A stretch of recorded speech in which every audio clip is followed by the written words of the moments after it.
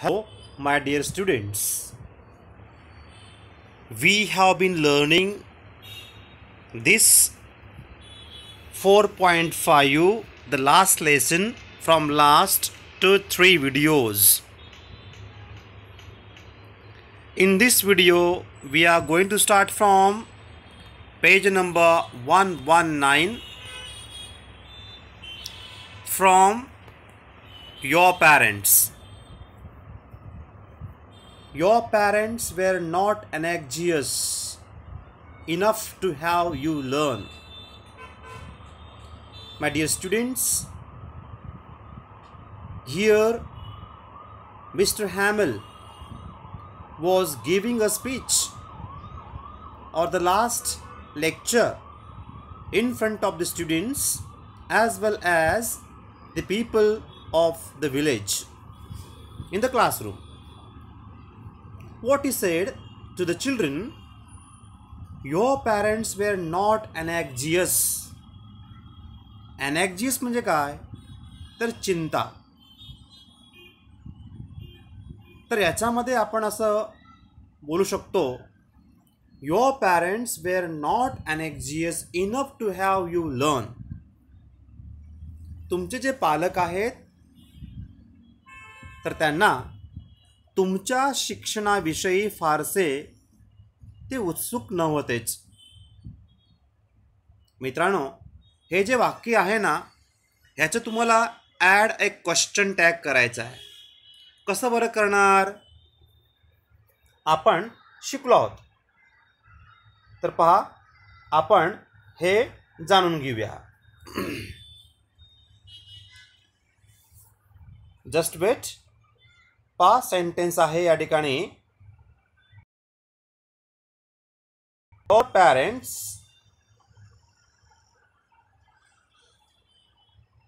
इथपर्यंत हे सेंटेन्स आहे. Just wait dear students.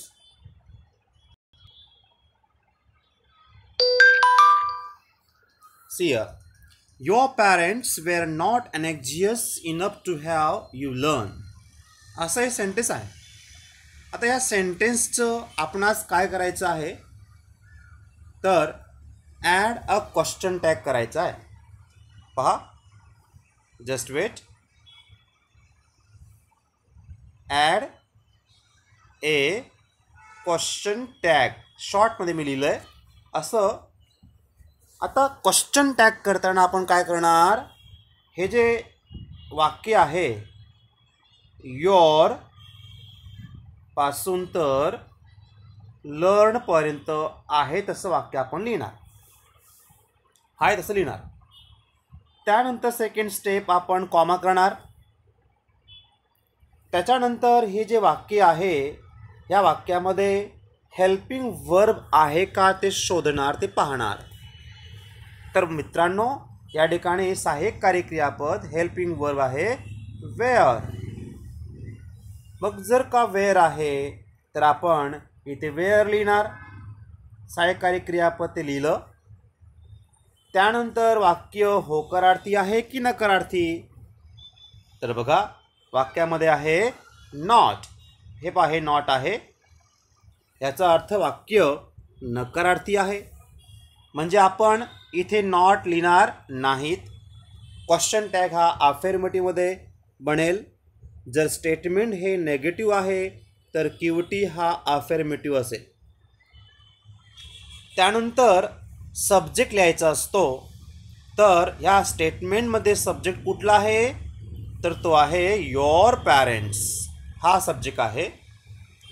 मग ह्याच्याऐवजी पर्सनल प्रोनाउन काय घेणार तर तो घेणार दे. हा घेतला आपण दे. आणि शेवटी प्रश्नचिन्ह द्यायला मात्र अजिबात विसरू नका. तर मित्रांनो, उत्तर आपल्या समोर आहे. Your parents wear not anxious enough to have you learn, comma, were they question mark. अशा पद्धतीने ॲड अ क्वेश्चन टॅग आपण या ठिकाणी केलेलं आहे. आता पुढचं आपण बघूया. Let's see the next one. They prefer to put you to work on a farm or at the mills so as to have a little more money. पहा, त्यांची काय इच्छा आहे. तुमच्या पालकांना तुमच्या शिक्षणाविषयी फारसं महत्त्व नाही आहे आणि म्हणून तुम्ही कुठेतरी मिलमध्ये, गिरणीत, शेतात काम करावं आणि थोडे पैसे मिळावेत अशी त्यांची अपेक्षा होती, जेणेकरून आपला घराचा उदरनिर्वाह, प्रपंच हा चालेल. And I have been to blame also. आणि याबाबत मी सुद्धा दोषी आहे. I have been to blame also. मी पण जसं तुमचे पालक दोषी आहेत तसंच मी सुद्धा दोषी आहे. अशा प्रकारे मिस्टर हॅमेल सांगतायत, have I got often sent you to water my flowers instead of making you learn your lessons. पहा, शेवटचं भाषणामध्ये किंवा शेवटचं जे बोलणं असतं, नॅचरली प्रत्येक व्यक्ती सत्य जे असतं ते मांडत असतो. असंच या ठिकाणी आपल्या शेवटच्या भाषणामध्ये, लेक्चरमध्ये मिस्टर हॅमेल विद्यार्थ्यांना सांगतायत की मी पण तेवढाच दोषी आहे जेवढे तुमचे पालक आहेत. मी तुम्हाला अभ्यास सोडून, instead of making learn you lesson, अभ्यासाच्या व्यतिरिक्त अभ्यास सोडून, धडे शिकवायचे सोडून माझ्या शेतावर फुलझाडांना पाणी देण्यासाठी मी तुम्हाला पाठवत असे आणि म्हणून मी सुद्धा दोषीच आहे. In this way, my dear ones, here we finish this paragraph. Hope so you got it. Next one. Then from one thing to another, Mr. Hamel went on to talk of the French language, saying that it was the most beautiful language in the world. पहा, त्यानंतर एका विषयातून दुसऱ्या विषयावर ते हॅमेल sir बोलतायत. काय ते बोलतात बघा. फ्रेंच भाषेसंबंधी ते बोलू लागलेत. ते म्हणालेत की जगातील सर्वात सुंदर भाषा म्हणजे फ्रेंच. पहा, French language saying that it was the most beautiful language in the world. जगातील सर्वात सुंदर भाषा म्हणजे फ्रेंच भाषा. We must guard it among us and never forget it, because when a people are enslaved as long as they hold fast to their language, it is as if they had the key to their prison. पहा मित्रांनो, आणि म्हणून जगातील अशा प्रकारे सर्वात सुंदर भाषा ही फ्रेंच भाषा आहे, तर आपण तिचं रक्षण केलंच पाहिजे व त्या भाषेला आपण विसरता कामा नये. कारण आपण गुलाम झालो तरी जोपर्यंत आपल्या भाषेला सोडत नाही तोपर्यंत आपल्या हातात त्या तुरुंगाची किल्ली आहे असं आपण समजलं पाहिजे. प्रिझन म्हणजे काय? तुरुंग. तर पहा मित्रांनो, या ठिकाणी हॅमेल सर फ्रेंच विषयी सांगतायत. मित्रांनो, मी तुम्हाला सांगू इच्छितो, प्रत्येकाची जी बोली भाषा असते, जी मदर टंग असते, जी मातृभाषा असते, असंख्य भाषा आहेत. मित्रांनो, आपली जी मातृभाषा असते त्या मातृभाषेला कधीच विसरू नये. उलट आपण त्या भाषेचं जतन केलं पाहिजे, रक्षण केलं पाहिजे. आपण ती भाषा आपण त्याच्यामध्ये वाढ केली पाहिजे, तिचा प्रचार प्रसार केला गेला पाहिजे. मित्रांनो, खरंच दुःख वाटतं, बऱ्याच लहान मोठ्या बोलीभाषा ज्या आहेत, स्थानिक भाषा ज्या आहेत, ज्या मदर टंग्स आहेत, त्या दिवसेंदिवस लोप पावत चालल्या आहेत. आणि सर्वात मोठं दुःख ते आहे, we must preserve our mother tongues. जी कोणती भाषा असेल, जी कोणती आपली बोलीभाषा असेल, त्या भाषेचं आपण रक्षण हे केलंच पाहिजे. काही लोकांना आपली बोलीभाषा ऐकायला, बोलायला खूप कमीपणा वाटतो. कृपया असं कोणीच करू नका. प्रत्येकाची भाषेचा आपण सन्मान केला पाहिजे आणि प्रत्येकाने आपली भाषा ही ती जतन केलं पाहिजे, रक्षण केलं पाहिजे, असं ज्या ठिकाणी मिस्टर हॅमेल सर आपल्या विद्यार्थ्यांना सांगतायत. Because when a people are enslaved as long as they hold fast to their language. आपण आपल्या भाषेला सोडत नाही तोपर्यंत आपल्या हातात त्या तुरुंगाची किल्ली आहे असं समजलं पाहिजे. हो, it is as if they had the key to their prison. Key म्हणजे चावी, प्रिझन म्हणजे तुरुंग. Then he open a grammar book. एवढं बोलून झाल्यानंतर हॅमेल सरांनी ग्रामरचं बुक काढलं, ओपन केलं फ्रेंच लँग्वेजमधील. And read us our lesson. आणि आमचा लेसन जो होता तो त्यांनी वाचला. I was amazed to see how well I understood it.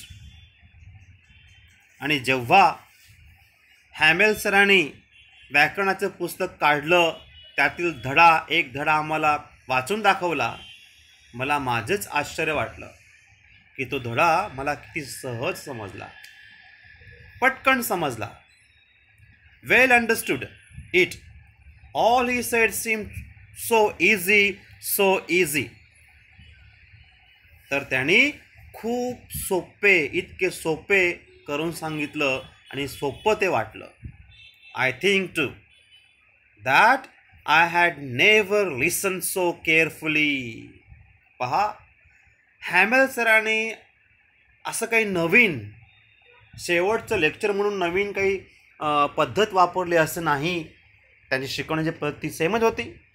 परंतु हा लिटल फ्रान्स, हा रायटर, याने आधीचे लेक्चर्स इतके गांभीर्याने, लक्षपूर्वक कधीच ऐकले नव्हते आणि म्हणून ते समजले नव्हते. आता मात्र हे शेवटचं लेक्चर आहे आणि म्हणून लिटल फ्रान्सने गांभीर्यपूर्वक, लक्षपूर्वक ते लेसन ऐकला आणि म्हणून साहजिकच ते सहज सोपं समजलं. I had never listen so carefully. पहा, त्यांनी म्हटलंय. And that he had never explained anything with so much patience. It seemed almost as if the poor man wanted to give us all he knew before going away and to put it all into our heads at one stroke. Very, very good, my dear students. पहा, मला जाणवलं की मी याआधी इतक्या एकाग्रतेने कधीही ऐकलं नव्हतं, गांभीर्याने ऐकलं नव्हतं.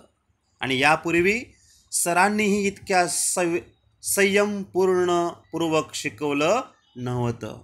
असं वाटत होतं की जणू बिचाऱ्या सरांनी जाण्यापूर्वी त्यांना माहीत असलेले सर्व ज्ञान आम्हाला द्यायचं होतं आणि एका झटक्यात ते सर्व आमच्या डोक्यात त्या ठिकाणी पोहोचायचं त्यांना होतं.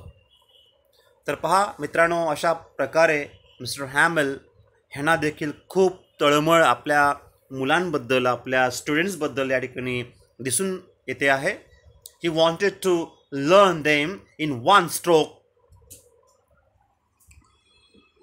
I hope you got this. See the next one. Mitrano, you can understand how Mr. Hamill wanted to know the French language to his children or the students. Okay, now see the next one. At first I want to tell you, see the question here, why does Franz understand his lesson well?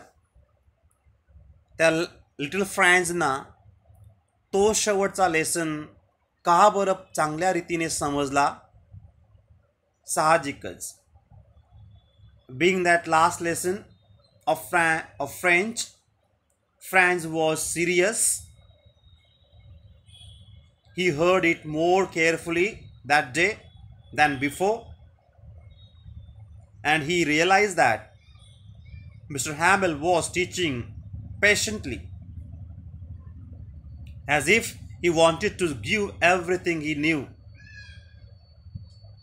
before going away, so Franz understand his lessons well. तर अशा प्रकारे याचं उत्तर आपण या ठिकाणी सांगू शकतो. And next paragraph is, after the grammar we had a lesson in writing. पहा, ग्रामरच्या लेसन नंतर पुढचा लेसन होता तो म्हणजे रायटिंगचा, लेखनाचा धडा त्यांनी घेतला. That day Mr. Hamel had new copies for us. त्या दिवशी हॅमेल सरांनी आमच्यासाठी नवीन लिखाण आणलं होतं, कॉपीज आणल्या होत्या लिहून. On which were written in a beautiful round hand. आणि त्या कॉपीजवर त्यांनी सुरेख सुंदर हस्ताक्षरात लिहिलं होतं. काय लिहिलं बघा, फ्रान्स ॲल्सिक, फ्रान्स ॲल्सिक. अशा पद्धतीने सुंदर अक्षरात त्याने त्या कॉपीज तयार केल्या होत्या, लिहिल्या होत्या. आपल्या स्वतःच्या सुंदर हस्ताक्षरात त्यांनी लिहिलं होतं, फ्रान्स ॲल्सिस, फ्रान्स ॲल्सिस असं ते लिहिलं होतं. ते looked like little flags fluttering everywhere in the schoolroom, hung from the rod at the top of our desks. Very beautiful. ते शब्द म्हणजे वर्गात सगळीकडे आमच्या डेस्कवर जणू एक एक निशान लावल्याप्रमाणे वाटले, फ्लॅग सारखं वाटलं. See here, you might, you ought to have seen how everyone set to work and how quiet it was. हा मित्रांनो, तर अशा पद्धतीने त्या ठिकाणी जर तुम्ही बघायला पाहिजे होते कसे प्रत्येकजण कामात गुंतलं होतं आणि सगळं वातावरण कसं शांत होतं. क्वाइट इट वॉज, त्या ठिकाणचं वातावरण खूप शांत झालेलं होतं. And the only sound was the scratching of the pens over. Next page, the paper on the roof. The pigeons cooked very low, and I thought to myself, will they make them sing the German, even the pigeons? Very beautiful. पहा मित्रांनो, त्या ठिकाणचं वातावरण खूप शांत झालं होतं. प्रत्येकजण आपल्या कामात गुंतलं होतं. तेथे आवाज फक्त चुरू चुरू चालणाऱ्या पेनचा स्क्रॅच या ठिकाणी म्हटलं बघा. तर त्या पेनचा scratching sound, the only sound was the scratching of the pens. फक्त पेनचा आवाज त्या ठिकाणी येत होता. तसंच रूफवर, छपरावर काही कबुतरे मंद आवाजात घुमत होती आणि माझ्या मनात विचार आला, थॉट टू माय सेल्फ, काय आला बघा, will they make them sing in German, even the pigeons. A nice thought here in the mind of little France. काय बरं लिटल फ्रान्सच्या मनामध्ये आलं होतं. वातावरण खूप शांत, जो तो आपल्या कामात मग्न होता. फक्त पेनचाच आवाज, काहीतरी लिहिण्याचा आवाज त्या ठिकाणी येत होता. आणि छतावर बसलेले, रूफवर बसलेले पिजन्स कुक्ड व्हेरी लो, अतिशय मंद आवाजात ते घुमत होती. आणि मला असं वाटलं जणू काही ते या कबुतरांनी जर्मन भाषेत गुटुरगुम करायला लावतील का. Nice question my dear students. Here we are going to stop. It is enough for this video now. So take care my dear students. You have to write the hard words, meaningful words, as well as the questions with the answers. Take the images of it and send on our groups, WhatsApp groups. Till then, thank you. We will meet soon on next video. Take care.